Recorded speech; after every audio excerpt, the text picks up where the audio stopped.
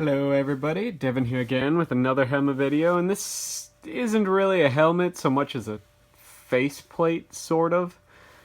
But it's classified as Germany's first helmet. Now everyone thinks that the 1916 was the M1916 Stahlhelm was Germany's first helmet. That's actually wrong. This helmet predated that helmet by just under a year, and it wasn't widely issued, and it wasn't really a thing that was supposed to exist, but we'll get into that here in a little bit. But first we'll talk about what it's made out of. And it's made out of exceptionally thick steel. It's a little over 1/4 of an inch, maybe it's like 3/8 of an inch thick steel, and it's riveted to this leather kind of skull cap that's covered in cloth, and it adjusts in the back. It's got like an 8-tongue liner with a jawstring, right? And this leather is riveted right to the steel kind of brow plate. It comes up over the top of the head. It covers like 2/3 of the top of the head and the front, but it offers no side protection and no protection from the rear. It's held in place by adjustable chin strap with like a slider buckle with holes like you would picture on a belt. So, but this helmet is called the Gaede helmet, Gaede, and it was named after the guy that he didn't invent it, but he was one of the first people in the German high command. He was a general in World War I to realize is we need more helmet protection. So he actually paid for his brigade. He paid out of his own pocket to have 1,500 of these helmets made for his troops, and they came out kind of early 1915. Like spring 1915, and then they were replaced. Most of them were sent back and melted down and replaced with the 1916, so there's not a whole lot of them out there. This isn't an original. I've spent, thousands of dollars on helmets before that, but these are so rare on the market, and they're like $3,000 if you want one. But this is a reproduction, and it's a really, really spot-on reproduction of a military museum piece. And it's scarily close how close they've gotten, even down to the linen fabric that is covering the leather. But this is a very incredibly heavy helmet. It's a very awkward helmet. But this helmet is really the first helmet to defeat rifle level threats. So there's instances and reports of German assault troops and German machine gunners catching sniper rounds to this brow plate from French snipers, so like an 8mm Lebel round, which is a pretty strong rifle round, and surviving. It deflects right off the steel because it's so thick. But this helmet was a very short-lived helmet. It was Germany's first helmet. They're incredibly hard to find.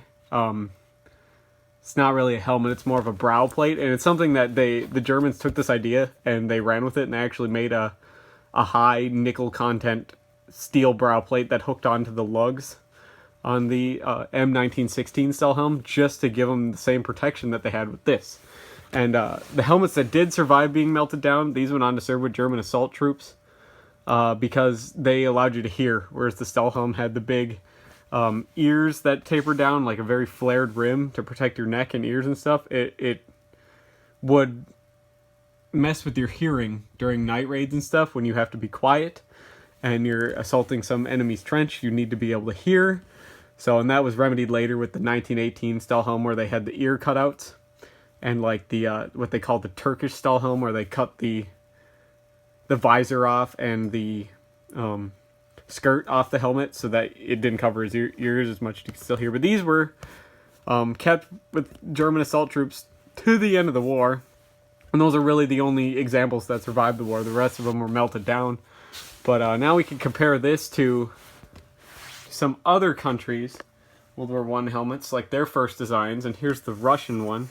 This is the Solberg, itself an incredibly rare helmet. This is an original one that is actually made in the Duchy of Finland. So that was owned by Russia at the time. But this is their version. It's a two-piece design based off the Adrian.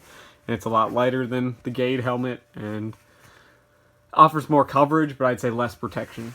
And then I have a Adrian helmet. All right, and this is a very light helmet. It's like the lightest helmet of World War I. It's a very thin kind of sheet metal made out of 4-piece design, very not rigid and stuff like that, and that offered more coverage again, but less protection than the Gaede helmet. The Gaede helmet being a very thick steel. Compare the gauge here. See how thick that is? It's thicker than the leather that was used. So that is just very. We'll take a look at this and you see that that's almost paper thin compared to the Gaede helmet. The Gaede helmet weighs about 5 times as much as the Adrian helmet, and they're incredibly hard to find, but you could see examples around there. And it's just an interesting piece of history people don't understand is out there. People think that the Stahlhelm is Germany's first helmet, but that's really an incorrect precedent. Now,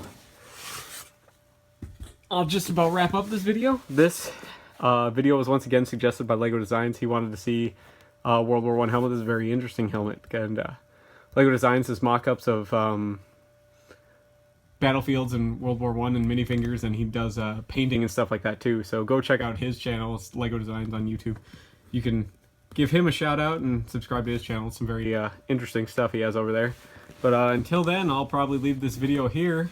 And if you have any comments, questions, or concerns, or anything else you want to see after this, I know I've got a few videos. I got to go back and read the comments I've been getting probably while I've been filming this video, and I'll read those and see what I can do later. I'm going to be filming probably 3 or 4 videos today. So leave a like to show interest, and I'll see you in the next video.